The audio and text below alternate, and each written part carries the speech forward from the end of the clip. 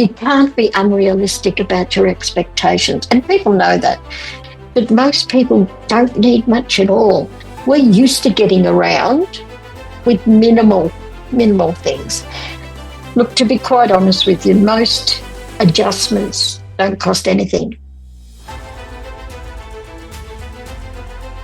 This isn't about overcoming, it's about owning it. Welcome to ThisAbility. Tricia, which is, there are so many different forms of disability, visible, invisible, physical, neuro and so on. How do you come up with a common denominator of what infrastructure should look like? We get people with a variety of disabilities into the same room. So at the Department of Transport and Planning, we have a group that reports to the Minister, which is the Accessible Transport Advisory Committee. And they are all people with disabilities, and they are all people who have very strong opinions, and they are all people who are very well respected by the community. And the Minister will give them tasks, or she will take advice from them if they find there's an issue that they can raise with her. So that's been one of the ways that we've been quite successful in getting those variety of voices.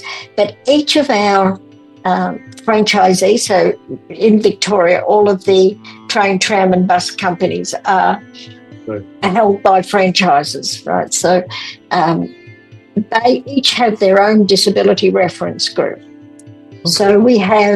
So our buses have disability reference groups. Our trains, our trams, and our country trains all have a disability reference group. But we come together when we need to talk about big issues. We have this little joke in the office. So one of my colleagues is blind, and we say that if you ask 6 people who are blind for an opinion, you'll end up with 12 opinions. Right? So it's just the way it goes. We all have particular issues that are pain points for us. So in Victoria, I think our biggest one is, so we have taxis and Ubers, so share rides. And one of the biggest problems we have is that people who have guide dogs have guide dog refusals. The taxis say, we can't take the guide dog. Now, it's unlawful not to, but, that's no help when the taxi's already left and you're left standing on the side of the road. Right. So it's those sorts of things. This is a pain point for us. This is something we need to do. The same with autism, so neurodiversity. We have people with neurodiversity come through, and one group will say the lighting's too bright. The next group will say the lighting's too low. Right. And the next group will say it's too flashy. And so you've just got to come to an agreement that this is the one that meets the most people's needs. Which is, you can't be unrealistic about your expectations. And people know that. And they know that I don't lie to them. That's the other thing. That if I say we can do that, that means we can do that. But I don't get to make those decisions. I always say, let's talk to the engineers about what we need to do here. So, for example, we have a lot more electric vehicles now. Right. So people like the inside of the vehicles to be silent, but they like the outside of the vehicle to have some sound, so that if you're deaf, you can actually, or if you're blind, you can actually hear the electric vehicle coming. And I'm sure that's the same in India too, that it's a difficulty. It is a difficulty. That's a very interesting point. I wonder, for example, I have this phone, and now phones have this C-type charger, right? That's become a universal charger for all phones. Yeah. Is there something universal that exists for disability across infrastructure, or should there be? One of the things that I've been, just actually before I came on here, I sent out a message to a friend of mine asking me if there's been any mapping done of the accessible train stations, so that if I want to get on at my home train station and go to, say, my sister-in-law's train station, can I get on at home and then get off at her station without any difficulty? And yes, there is, but what I want to do is actually have it incorporated into an app. Right. So that I can say to the app, I want to go from Ringwood to Clayton, and it'll say, Yes, you can do that. It's step-free out the whole way. You don't have to worry about being, loaded on or having help to get on or off. So that's what I want to see. And I think the use of apps is really, really helpful for us so that we know where the accessible infrastructure is. Now, I will tell you that things are not perfect in Australia. So we have the oldest tram network in the world, and it's also the biggest. And it's not completely accessible. For example, near my hometown, I have a tram that leaves not far from my home, so I could get a lift to that, and then I could catch that tram and it would come right to my office door in the city. However, while it's got really good accessible tram stops the whole way through, the trams that run on it have steps, right?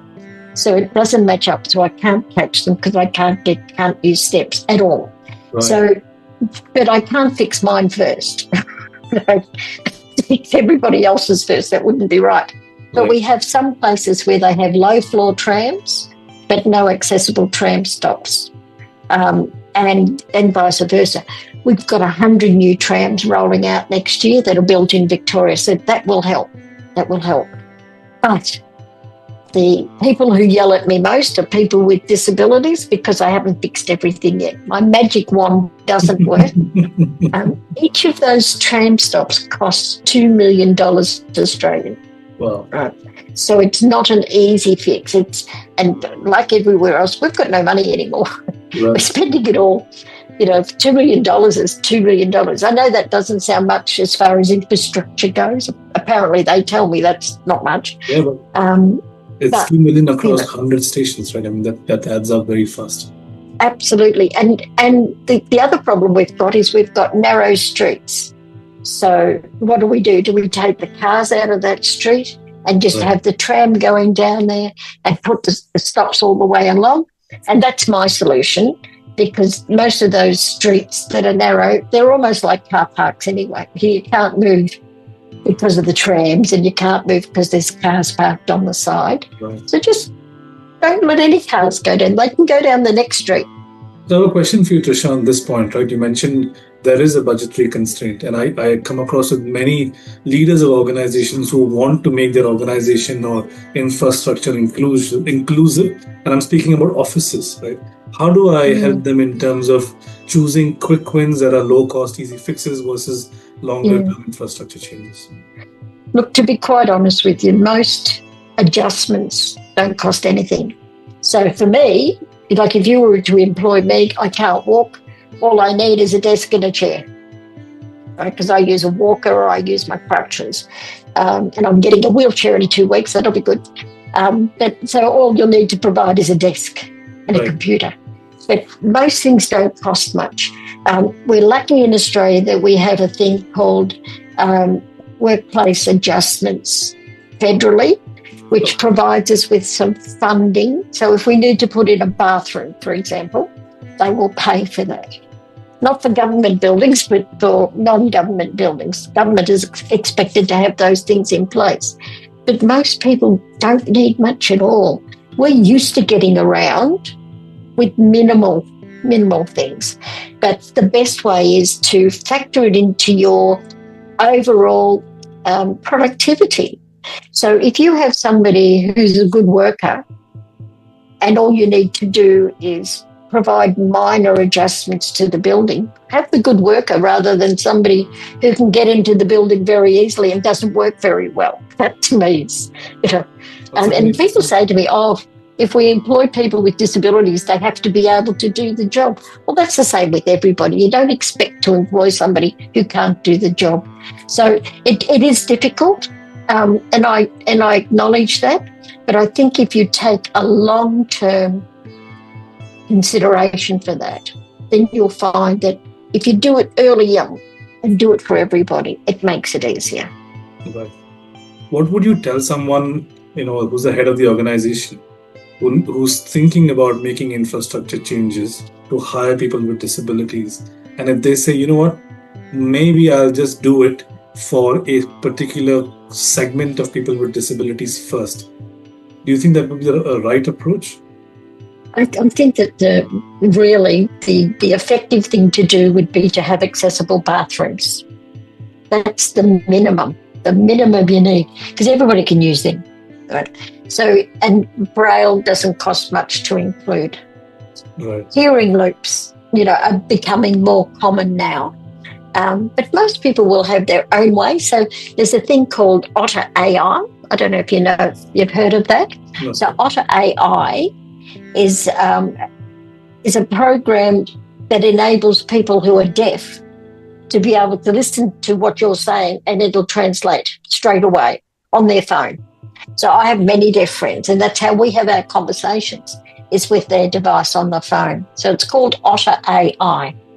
So there's things like that, and it just makes it easier.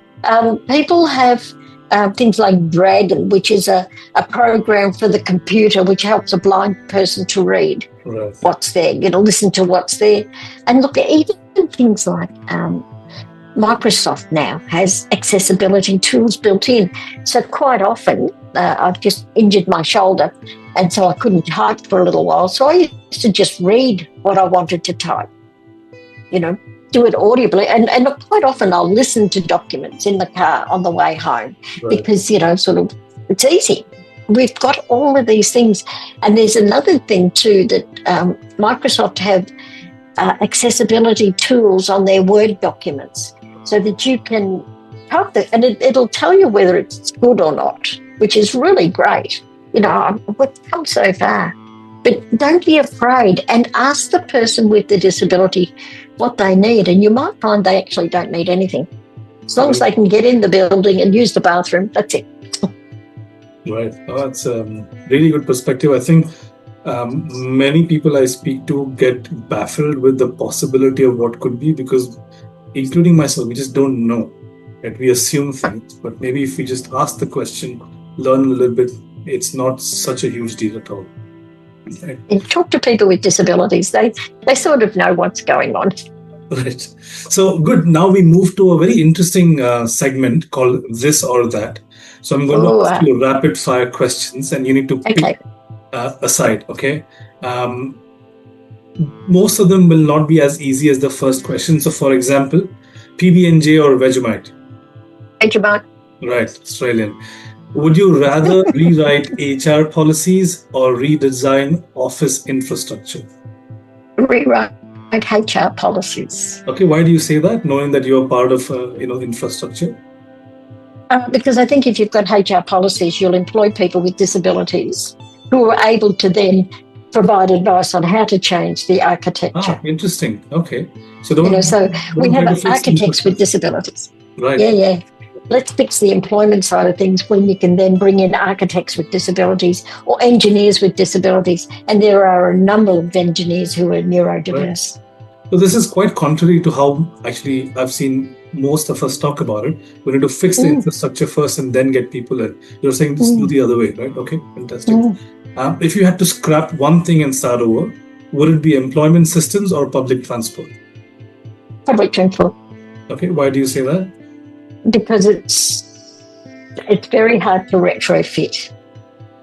Right. So if I had a magic wand, I would start again, but I would do it in conjunction with people with disabilities. Now that's a pipe dream; it's not going to happen. But as we build new stations, then we build them from scratch with people with disabilities, and we've been doing that in Victoria. So we've been having what we call level crossing removal programs. So when we remove a level crossing, we rebuild the train station.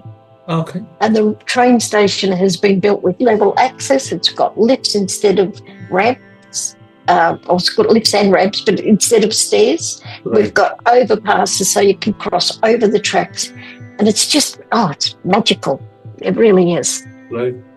And I think you mentioned earlier, if I can't travel, I really can't access so many things. So fixing public transport is critical. So the next question is even more interesting then. Which is harder to fix, bad infrastructure or bad attitudes?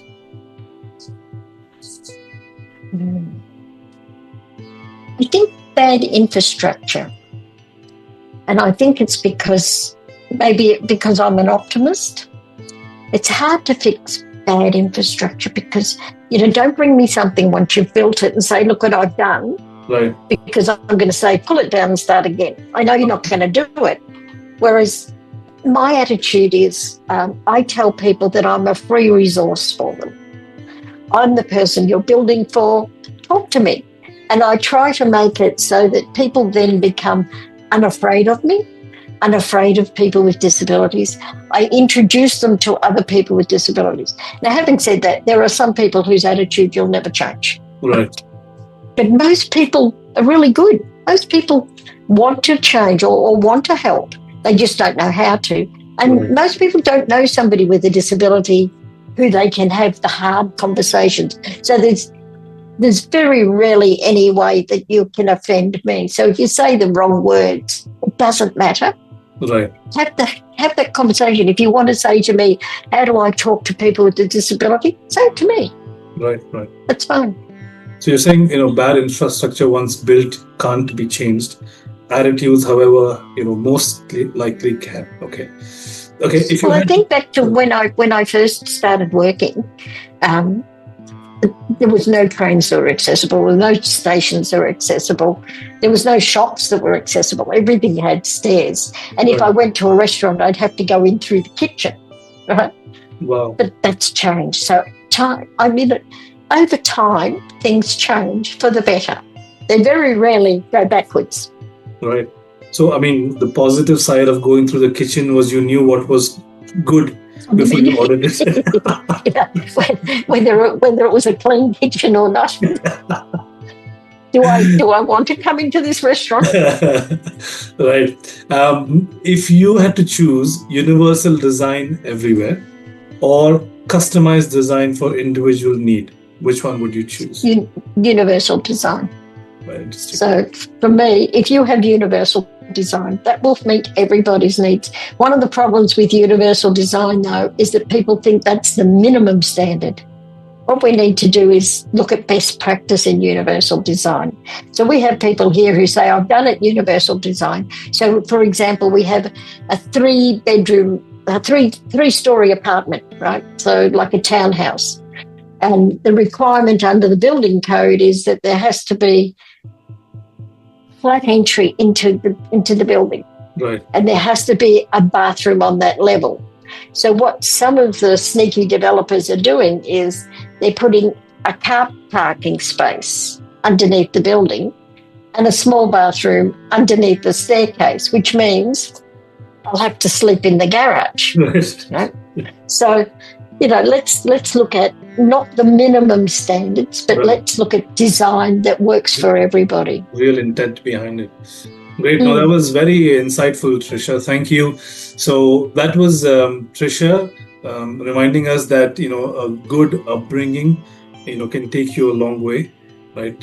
Having a voice when you're designing something from the community of people with disabilities can actually help build infrastructure the right way.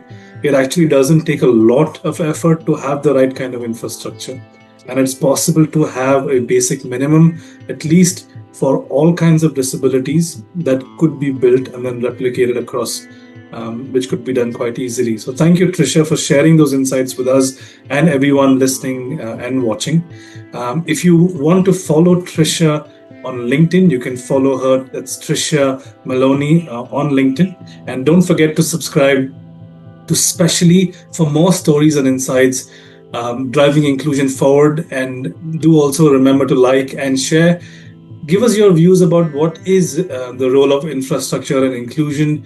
You can share your views in the comments, and see you again for the next podcast of ThisAbility. And until then, have a specially good day.